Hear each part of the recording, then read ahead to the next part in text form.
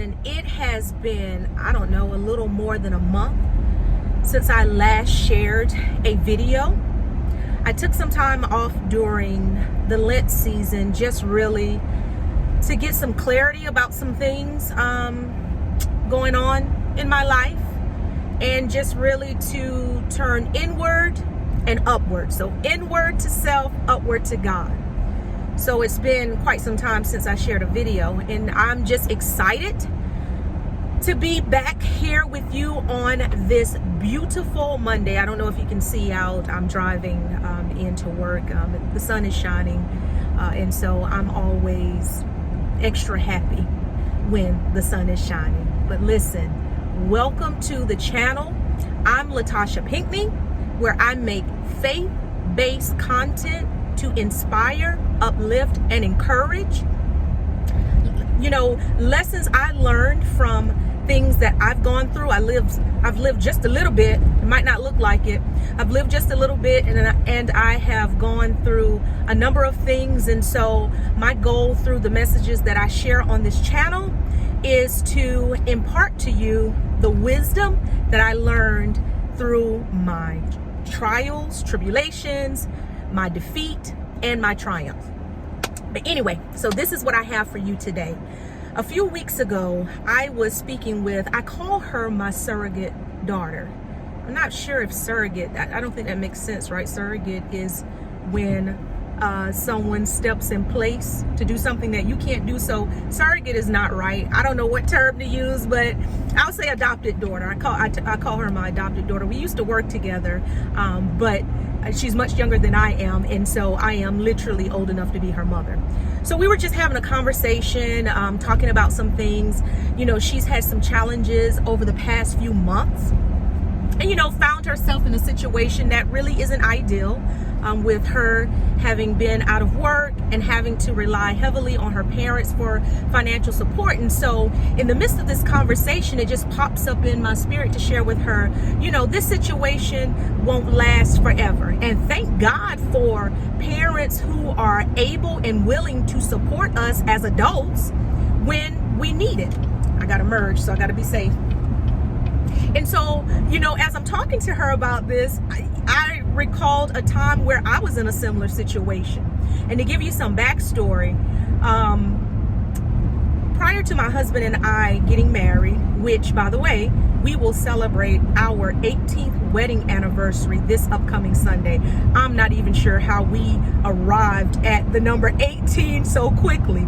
But prior to us getting married or becoming husband and wife, we had our first child together, Micah.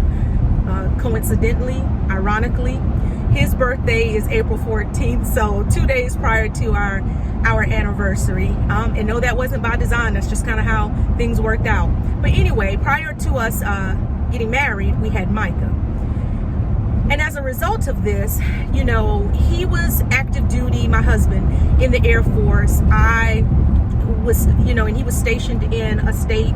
He was in Montana. I was in South Carolina, working and everything. And, you know, we just made a decision that we wanted to bring our family together, which required me moving there. Now, you might be wondering, well, why didn't you get married then? Well, we just didn't. I know we had a child, but we weren't at that stage of getting married. But I digress, and maybe I'll share that in another video. But anyway, so we just weren't at the point of getting married. We had a child, and we wanted to have our family together. It was very important to me to raise our child in the household with two parents, because I did not grow up that way. And so that was very important to me, and I was committed to it no matter what it took. Well, guess what? Things didn't work out quite like we had hoped, and so I ended up leaving. But when I left me being pregnant with our second child, Kayla. So needless to say, I returned back to South Carolina. I had a home. So like, I had gone to college, graduate school, was working in higher education, had purchased a home. You know, I had all this stuff when I had Micah and before me moving out there. And then I found myself in a situation where I had to return. And not only did I have one child that was already outside the womb, I was pregnant with a second. And so talk about and unemployed. Let me add that in. So talk about overwhelming, right? I mean, that was truly an overwhelming situation for me. And as I shared that with her, it was really to share the encouragement that although I went through that situation and it was tough. I mean, you're talking about someone who felt totally overwhelmed and absolutely ridiculous because I made a decision against my better judgment. And it didn't work out quite the way I'd hoped. And so now I was living in the consequence of that decision, and it was really difficult and it was really overwhelming and consuming. And honestly, I had really forgotten about that because we're talking about 19 years ago. It would have been 19 years, and then we got married because we're celebrating our 18th. So about 19 years ago, this happened. You know, we have so many aspects to our life that there are some parts that we forget until an opportunity presents itself where that experience is called forward to be able to share what you went through. Hopefully that will help somebody else. And so thankfully, my father, my stepmom stepped in, and they were able to help support me financially during that period where I was unemployed, because let's be real, it was going to be very difficult for me to find a job. I have one small child. I'm pregnant with another. But during that experience, I mean, I literally cried every day. I would call my dad in tears. And I know how desperate he must have felt as a parent to see his child hurting.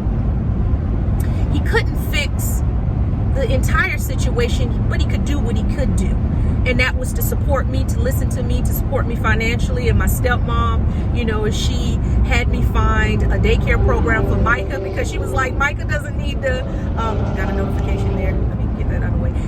She was like, Micah doesn't need to see you crying every day. So I would literally get him up in the morning, drop him off at daycare, cry, get myself together, and then pick him up. But guess what?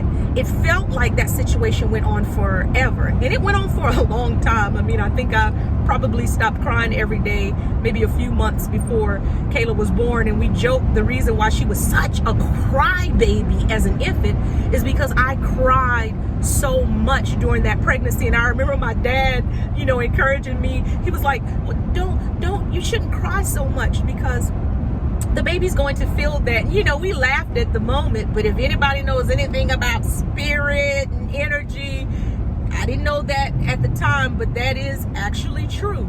And so she cried so much as a baby. I mean, it's so much.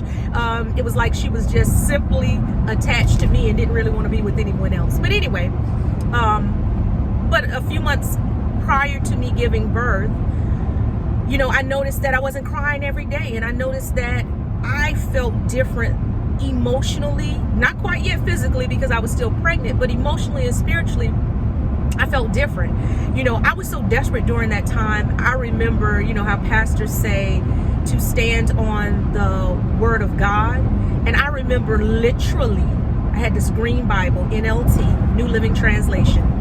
I would literally stand on that Bible. It's probably why the cover tore off, because it was paperback, because I just needed God so desperately in that situation. But guess what? It was hard. It was difficult. It was overwhelming. It's as Paul says, I was afflicted.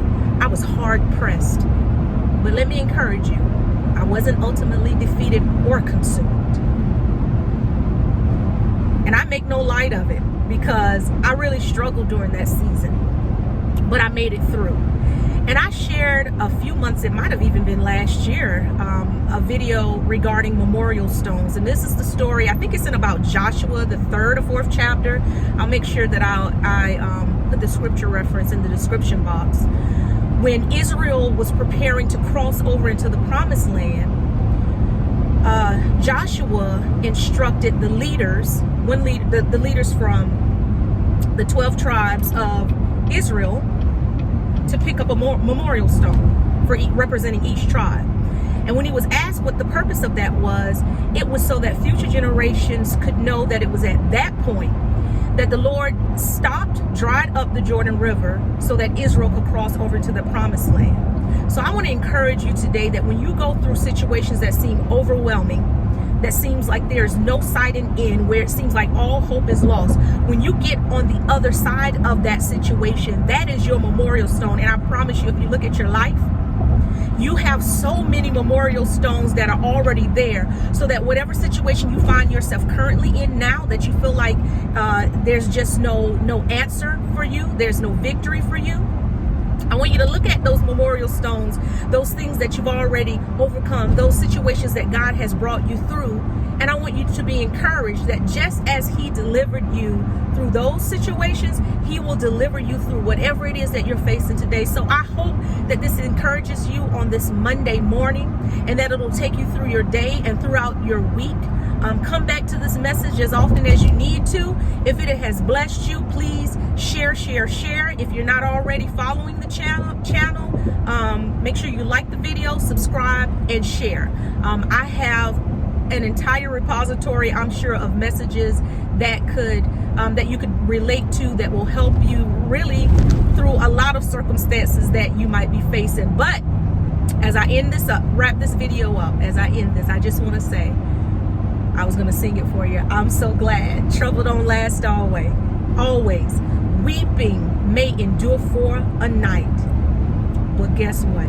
Joy is coming, and your joy is coming. It is coming. It is coming. It is coming. Just remember, trouble don't last always.